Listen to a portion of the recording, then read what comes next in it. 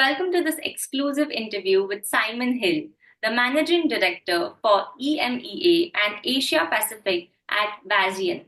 As a visionary leader in the document management industry, Simon has played a pivotal role in driving global expansion and making digital transformation accessible to businesses of all sizes. With a deep understanding of evolving technology and market needs, he has been instrumental in shaping Vagion's innovative approach to automation, cloud efficiency, and AI driven workflows. Today, we'll dive into his leadership philosophy, Vagion's impact on the industry, and his insights on the future of digital transformation. Stay tuned for an inspiring conversation with a leader who is redefining the way businesses adapt and grow in the digital age. Welcome, Simon. Welcome. Pleased to be here. Thank you for having me. Oh, it's our absolute honor. So, my first question to you is if you would introduce yourself and give us a brief overview of your professional journey. Yeah. Hi, everyone. So, as you said, my name's Simon Hill. My current position is the Managing Director for EMEA and Asia Pac for Vasion Software. It's a US-based company, and my job is to grow every other region outside of the US, really. I've been in the IT industry all my career. Specifically, as you mentioned in the intro, around the kind of information and data area, whether that be business processes or scanning documents or document management, or even printing documents. My role actually started, my first job was actually in the last century. Makes me sound very old. In the late 1990s, I was a salesperson at Xerox, where they gave excellent training at that stage, and have been at similar size organizations to that, like EMC, which is now part of Dell, and Kodak, but also smaller companies that we grew, smaller software companies to the point of acquisition. One of them was eCopy, for example, that was then acquired by a company called Nuance Communications, which then split into Microsoft and Kofax. So I've kind of got a bit of a background, certainly in this technology space, also in large organizations and in growing small to larger organizations, which then become acquired and have become very successful. So that's kind of my intro.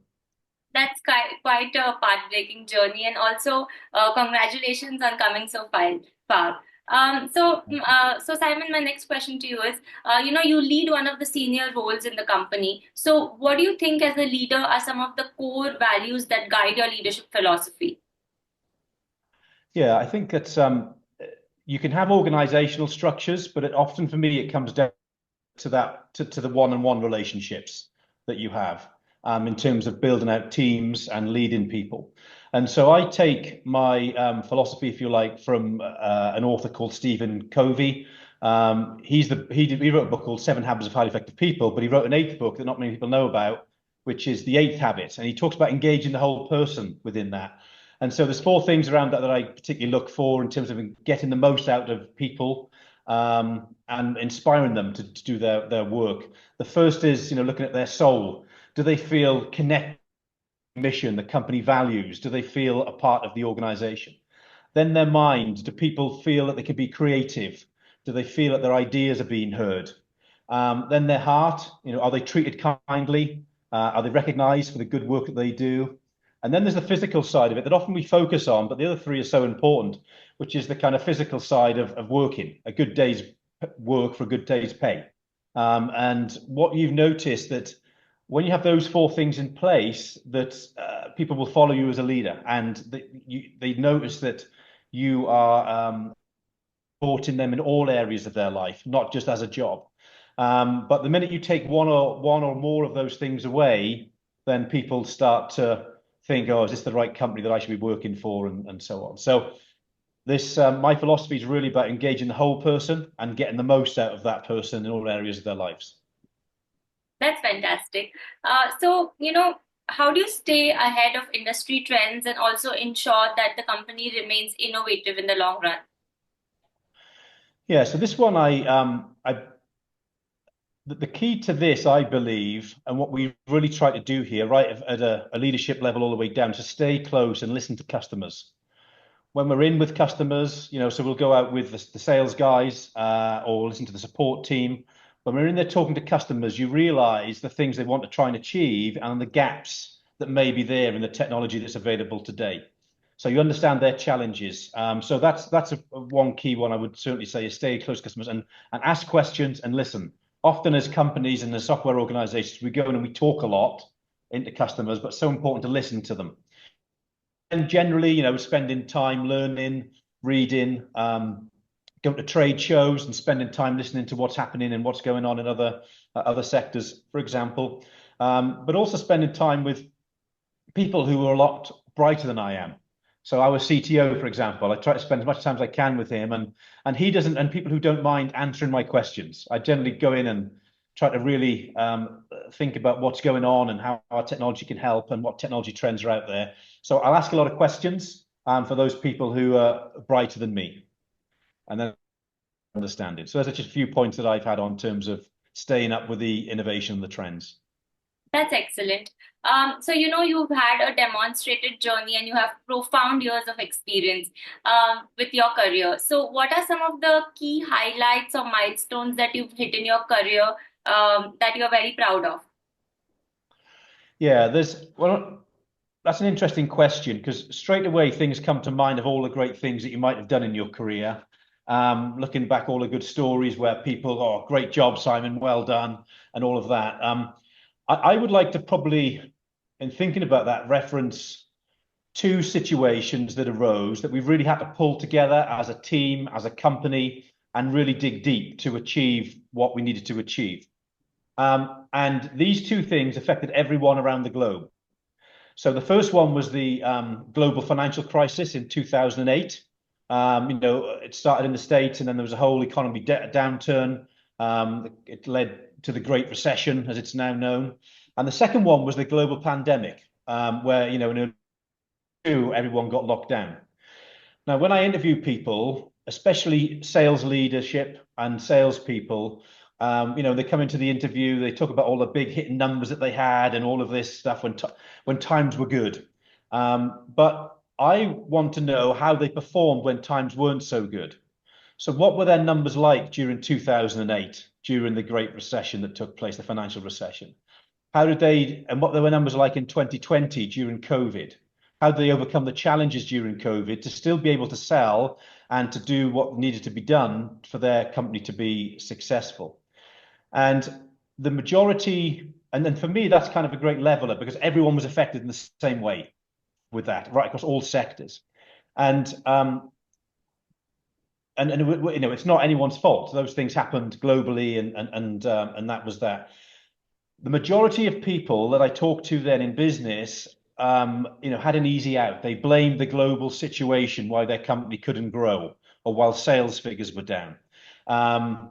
However, very few people then found a way to perform within those tough times. They found a way to contribute during those tough times.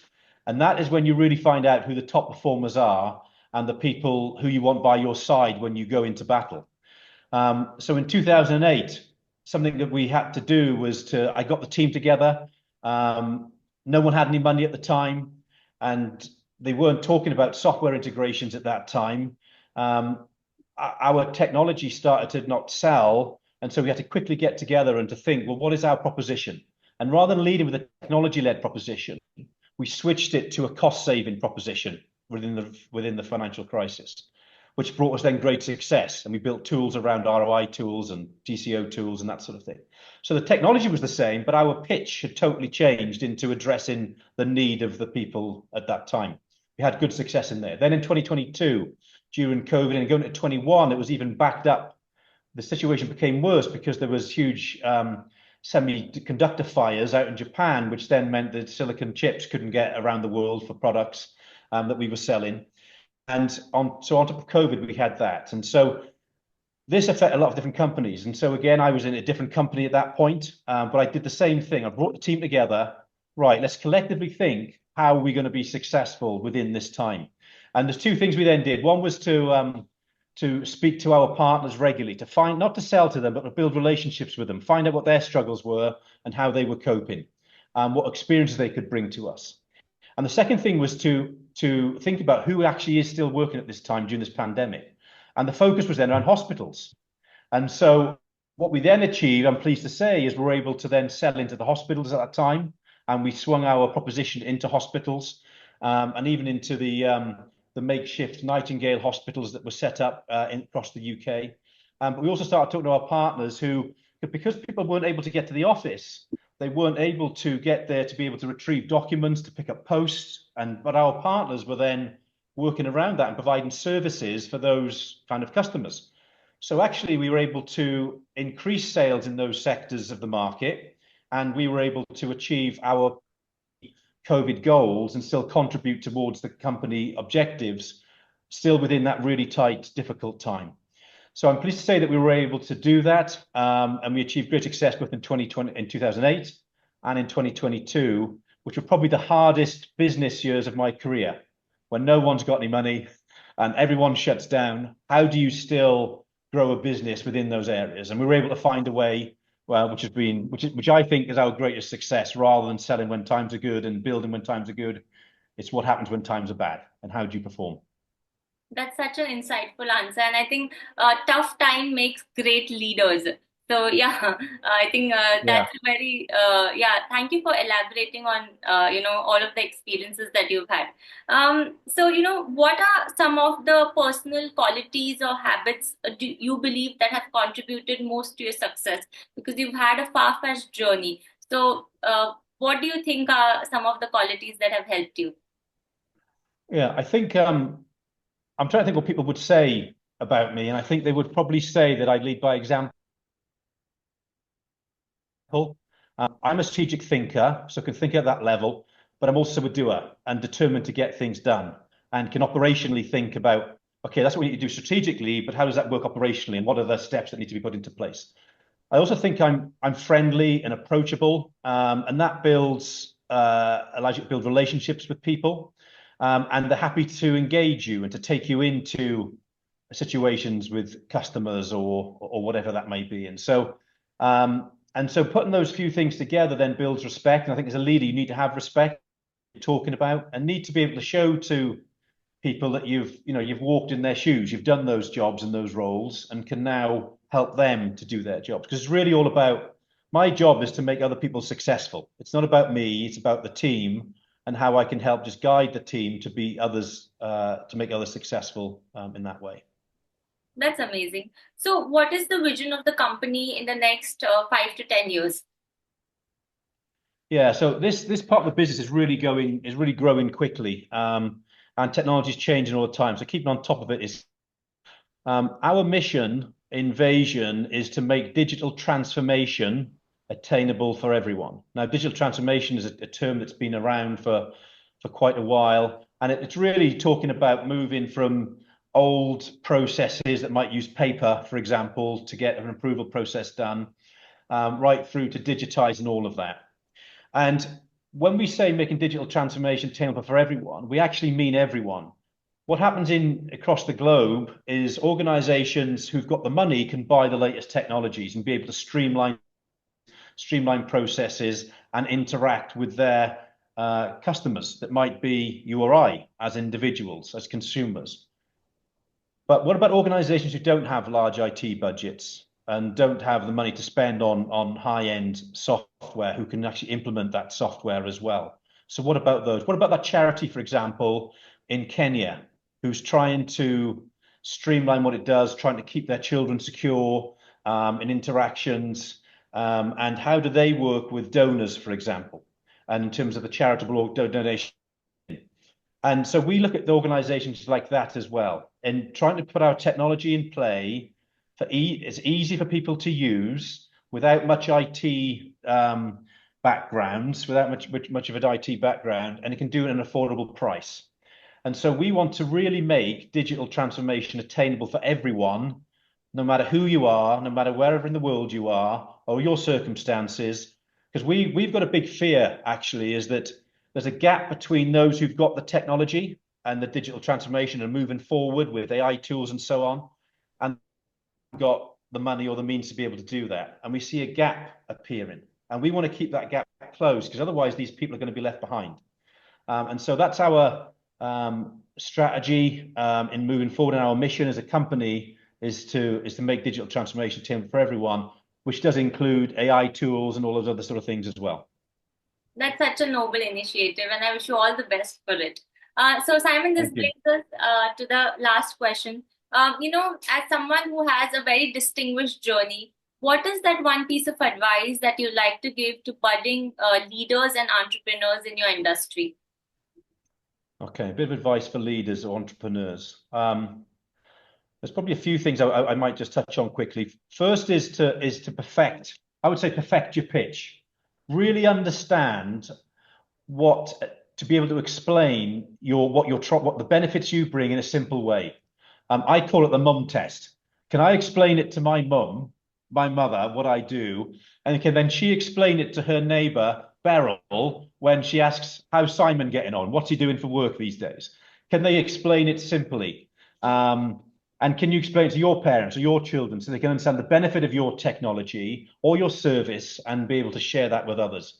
Because it's not about us in the technology world downloading our technology, our knowledge to everyone. It's about your customers, and can they understand what you're talking about and what benefits you bring, and put yourself in their shoes. I often ask the so what question. People talk to me, oh, I got this and this, using that different terminologies and stuff, and well, so what? What does that mean to me? What does that mean to me as a consumer or a customer? And so really getting down into understanding the pitch and getting that right so it's simple enough for everyone to be able to understand. I would then say once you've got that to really be, to think about it, but really be creative and to be focused and determined, which a lot of business leaders and entrepreneurs have. But it's also important to have the balance of, yes, you're focused and determined and you're a pioneer going to go out there and do and achieve great things, but you also need to be humble and teachable and respectful of others as well. You can learn so much from everyone, and you might disagree with someone. They've told you their point of view that might want to take you down a certain road, but that might give you the strength to know actually this road we're going to go down is the right road because that's proved to me that that's not the right road to go down as well. So I always try to get the biggest spread, cast the net out and get many opinions as possible, and then I make my own opinion as to what's the right thing to do. I would also, strategically, that's a kind of way to look at that. I would also suggest to put as much time into your interpersonal skills when you're trying to become a leader or an entrepreneur as personal skills as you with relationships and how to build relationships and how to manage relationships as you do with your technology. I've seen great technology that's out there, but because the interpersonal relationships aren't there with people, it's tough for them to be able to progress their business. So, there is an old saying that people buy from people, but business partners who you need in certain countries to develop around the globe also buy from people. But what I've noticed, particularly in the role that I've had today, when I've had to grow a team across EMEA and across Asia Pac, the Asia Pacific region, is that within business, people want to work for good people as well. And if you haven't got integrity, you don't treat people right, they'll remember that and they don't want to work for you. I've been able, and the outcome of that is that just recently in this role, I've been able to spin up different territories really quite quick because I know people in different areas. We work together, we trust each other. And from Southern Ireland to Singapore to Sydney, I've been able to have my contacts and my network of people I know or people I've worked with and be able to employ people really quite quickly in those regions. So that has a huge impact on the speed of being an entrepreneur, if you like, or creating a business and how quick you can go to market. So that's been a key thing. And I think the last thing I would just say, particularly for younger people, is just to take ownership. Take ownership of what you're doing and just get on and do things. President Obama, I saw a little clip from him recently, and he was talking about younger people, about how do you get on in life, how do you get recognized, and he just said, get stuff done, just do stuff. You will notice in all organizations, I think that, whether that be in business, whether that be in a charity, whether that be in a sports club or a church organization, there's a lot of talking going on. There's an awful lot of talking goes on in organizations. And my dad had a saying that said, when all is said and done, there's more said than done. Meaning actually a lot of people talk a lot, but don't do a lot. So building a business, being an entrepreneur, you've got to be a doer. You've got to be able to get things done. And then by doing that, others will want to follow you because they'll see the motivation, the enthusiasm they have, and they'll want to follow you. And then you'll have success when you've got people behind you because you can't do it yourself. That's fabulous, right there. And I think those are some really golden piece of advice for budding entrepreneurs and leaders, especially from a man coming from your standing. So yeah, thank you for all of the key takeaways that you've given in this interview. So Simon, this does bring us to the end, and I would like to give you a small vote of thanks.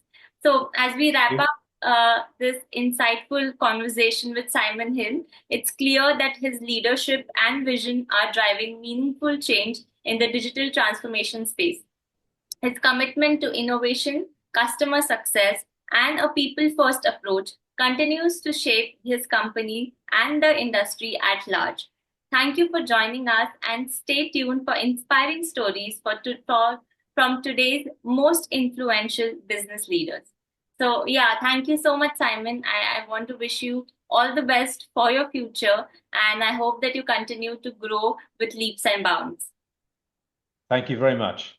Yes. Did it. Yes. Good day and take care of yourself. Thank you. Yes. Thank you. Bye. Bye.